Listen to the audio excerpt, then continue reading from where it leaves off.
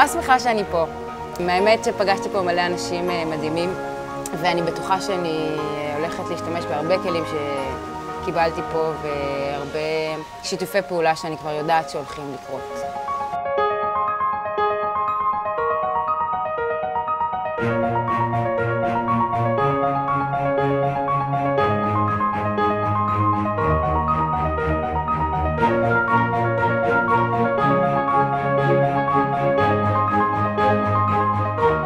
זו החוויה ממש מעולה בשבילי, אני ממש שמח שהייתי חלק מזה, ועכשיו אני אחזור הביתה ויש כל מיני רקדנים וזמרים ושחקנים שאני רוצה לעשות איתם סיפורים ביחד לרדיו ולמופעי לייב וכל מיני רעיונות שבכלל לא חשבתי עליהם אף פעם עד שבאתי לפה, ועכשיו אני נורא מתרגש כאילו לחזור הביתה ולהמשיך את הדבר הזה בירושלים.